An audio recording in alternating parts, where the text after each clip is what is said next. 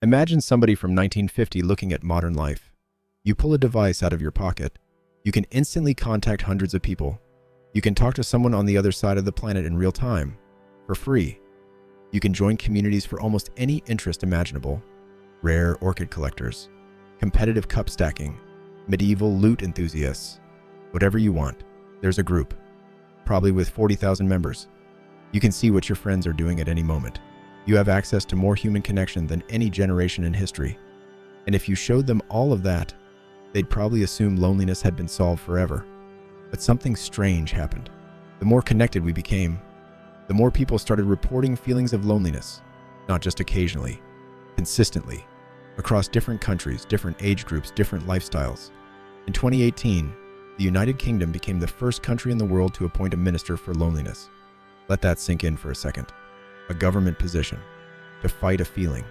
And in 2023, the U.S. Surgeon General issued a formal advisory calling loneliness one of the most pressing public health crises of our time, putting it in the same conversation as obesity and smoking, which raises a weird, uncomfortable question. If we're surrounded by more communication tools than any humans who have ever lived, why do so many people still feel completely alone? Because loneliness was never about a lack of contact. It was always about a lack of belonging. And over the last few decades, many of the places where people naturally found belonging started disappearing. And as that happened, an entire economy quietly emerged to fill the gap.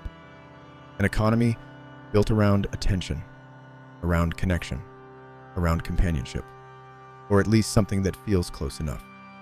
Because when a fundamental human need becomes scarce, somebody eventually finds a way to monetize it.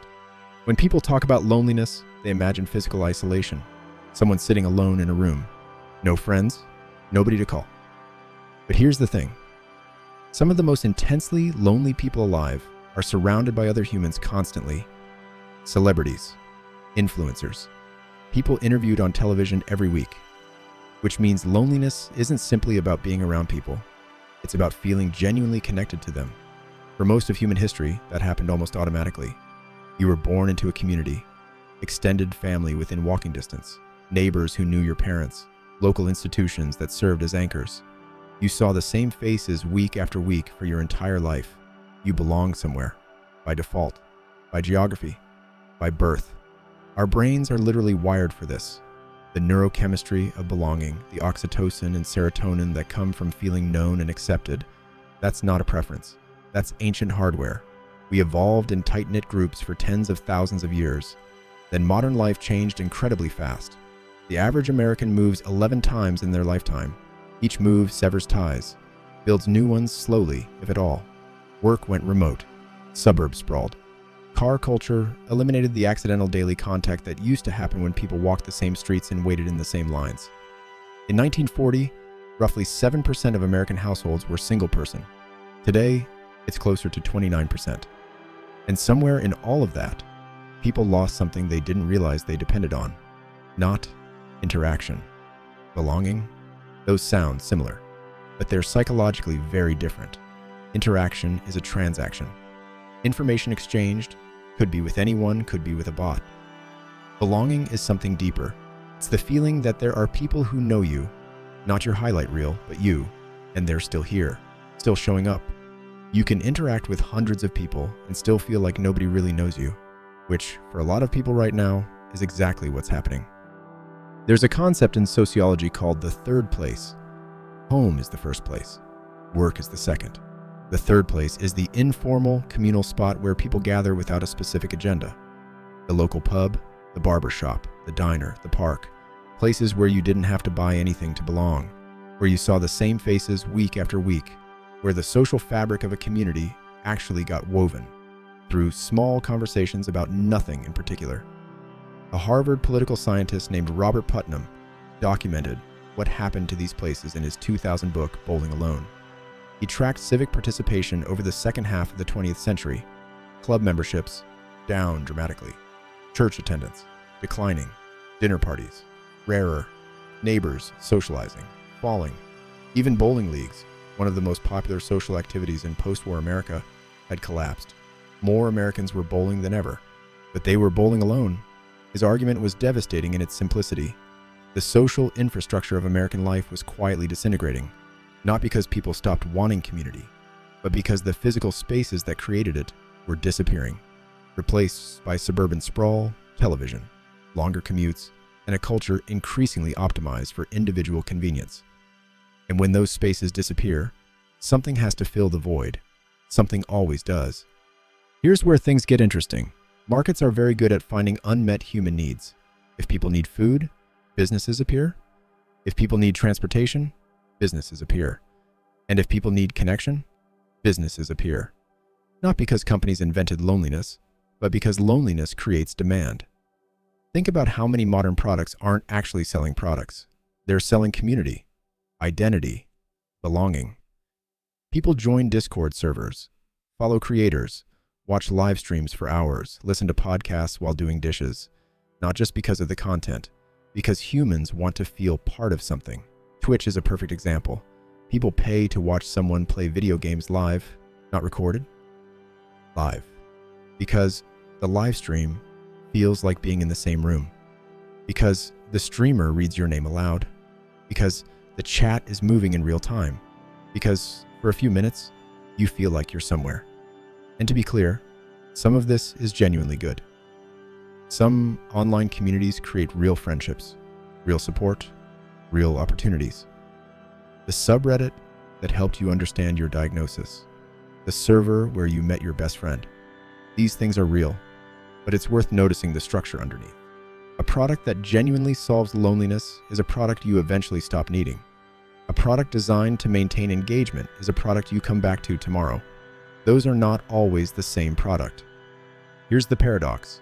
Modern technology is extraordinary at helping people find each other. You can locate someone who shares your most specific interest on the other side of the world within seconds. But finding people and feeling connected are completely different experiences. Think about being hungry. Now, imagine looking at photographs of food all day. Beautiful, high-resolution food, perfect lighting, the finest restaurants in the world on your screen, related to food, not the same as food. Studies consistently show that passive social media consumption, scrolling through other people's lives, tends to increase feelings of loneliness and inadequacy. Active engagement helps more, but passive consumption is what most platforms are actually built for. Because the brain doesn't need information about people, it needs experiences with people. Shared moments, shared struggles, shared memories. The knowledge that someone chose to spend their time with you, not algorithmically surfaced to you, but deliberately, by choice. People will say, I'm on my phone constantly, I'm in group chats, I talk to people all day, I'm not isolated. And they're right, they're not isolated. They're lacking depth. Depth takes time. It takes showing up for someone when it's inconvenient. It takes knowing someone long enough to watch them change and stay anyway. And that kind of time is becoming one of the rarest resources in modern life. Here's where the story gets uncomfortable. Because attention and loneliness reinforce each other in a very specific, very exploitable way. Belonging usually reduces the need for external validation. When you genuinely belong somewhere, you don't need to check every 5 minutes to see if people still like you. You already know. It's stable. It's secure. Engagement does the opposite. You post something. You wait. You check. Did it land? How many people responded? Was it enough? Belonging feels stable. Engagement feels temporary. Belonging creates security. Engagement creates anticipation. And anticipation keeps people coming back. Refresh, scroll, check notifications, open messages, look again. The human brain is extraordinarily sensitive to social feedback. For most of evolutionary history, social acceptance from your tribe was one of the most important signals in your life. Acceptance meant safety. Rejection could mean death. That sensitivity didn't disappear. It just got pointed at a new target. Former employees of major social media companies have described in congressional testimony how features were deliberately designed to maximize what researchers call variable reward schedules, the same psychological mechanism behind slot machines. You don't know when the reward is coming. You don't know how big it will be. So you keep pulling the lever. The lonelier someone feels, the more susceptible they tend to be to these loops. Which means the product isn't just capturing attention, it's capturing the attention of the people who can least afford to lose it. One of the most overlooked economic facts about loneliness: lonely people often consume more, not because they're irrational, because they're human. When people feel disconnected, they look for relief, entertainment, distraction, shopping, content, anything that creates a temporary feeling of warmth. Sometimes they buy products, sometimes they buy what the products represent: novelty, identity, status, a way of signaling to themselves and others that they belong to a certain kind of tribe. The entire luxury goods market runs partly on this engine. You're not just buying a bag, you're buying implied membership in the community of people who own that bag. Retail therapy is real. There's actual neuroscience behind the mood lift from making a purchase. Dopamine, a brief sense of agency, the anticipation of something new, and platforms understand this with remarkable precision. Recommendation engines keep you watching not because the next episode will improve your life, but because stopping creates a discomfort that continuing temporarily relieves. E-commerce surfaces items that feel personally chosen for you, because the feeling of being known, even by an algorithm, mimics, just barely, the feeling of being understood by a person. An enormous amount of modern business depends on capturing time from people who are searching for something meaningful. And sometimes, beneath all the scrolling and clicking and purchasing, what they're actually searching for isn't another video or another product. It's the feeling of being known. And there is currently no scalable product that delivers that. But there are thousands of products that get close enough to keep people looking. This brings us to one of the stranger frontiers in the business of loneliness: AI companionship apps. Apps like Replika and Character.ai let users build ongoing relationships with AI characters, conversations, shared feelings, emotional history. Replika reported over 10 million registered users within a few years of launching. Many describe their AI companion as genuinely important to their emotional lives. Some have used the word love. Then Replika updated the app to restrict romantic interactions, citing concerns about dependency. Users reported genuine grief. Some described it as going through a breakup. Now, and this is important, that reaction isn't funny. The attachment was real. The disruption of something that had become a genuine daily comfort was real. But the fact that millions of people form deep emotional bonds with software specifically designed to feel attentive and interested says something profound about what the modern world is and isn't providing. AI companions are infinitely patient. They never get tired of you. They never cancel plans. They don't have bad days that affect how they treat you. In other words, they offer everything a lonely person craves, with none of the friction that makes human relationships real. And here's the thing about that friction: the inconvenience, the imperfection, the negotiation. That's not a bug in human connection. That's the feature. You can't build a substitute for belonging without removing the exact things that make belonging worth having. The strange thing about loneliness is that many of the things that actually solve it don't scale at all. Algorithms scale. Platforms scale. Ads scale. Friendship doesn't. Trust doesn't. Belonging doesn't. Sociologists have studied what makes friendships form, and the finding is almost comedically unglamorous: proximity and repetition. The people you see regularly in low-stakes environments over long periods of time, those are the people who become your friends. Not because you have so much in common, but because you keep showing up in each other's orbit, and accumulated small moments eventually become something that feels like knowing someone. This is exactly why modern life works against belonging in such a specific way. It optimizes for efficiency, flexibility, and productivity, at the cost of the slow, apparently unproductive kind of time that actually builds connection. You can't automate being understood.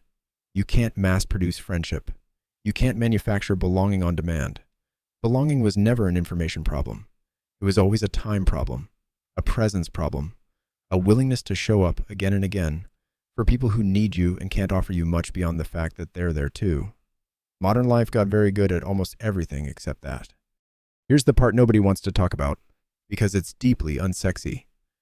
Loneliness is addressable. The research on what helps is actually consistent. It's not a better app. It's not more content. It's consistent, low-stakes contact with the same people over time. It's having something to do alongside others. Shared purpose, volunteering, a sport, a hobby, a neighborhood committee. The activity barely matters. What matters is regularity, shared presence, and contributing to something outside yourself. It's tolerating the awkward early stages of connection, when you don't know if it'll turn into anything, rather than retreating to the frictionless world of screens the moment it gets uncomfortable. None of that is a product. None of it can be A/B, tested, and scaled to 100 million users. None of it is profitable, but it works. And in a world optimized for efficiency, there's something almost radical about that. The solution to loneliness is, in the most literal sense, unmonetizable, which might be exactly why nobody's rushing to sell it to you. The business of loneliness exists because loneliness exists, not because companies invented it, not because technology is evil, not because modern life is uniquely terrible, but because humans have needs that are older than civilization itself. The need to be seen, not scrolled past, seen. The need to belong, not to a platform, to people. The need to matter to someone, not algorithmically, genuinely. And when those needs go unmet, markets create substitutes, some helpful, some harmful, most somewhere in between. But substitutes and solutions are not the same thing. A calorie is not the same as a meal. An audience is not the same as a friend. An algorithm that knows your preferences is not the same as a person who knows your history, which is why a person can spend all day connected to the world and still feel strangely alone. Because loneliness was never about how many people you can reach. It was always about how many people can truly reach you back. How many people know what you're actually going through right now? How many people would notice if you disappeared? How many people you'd call, not text, not post, if something actually happened? For a lot of people, that number is smaller than it should be. And that might be one of the most quietly important problems of modern life. If you made it this far, I want to ask you something genuinely. Where do you find belonging right now? Not where you spend time. Where do you actually feel known? I'm curious. Drop it in the comments. Subscribe if you want more videos on psychology, economics, technology, and the systems quietly shaping how we live. I'll see you in the next one.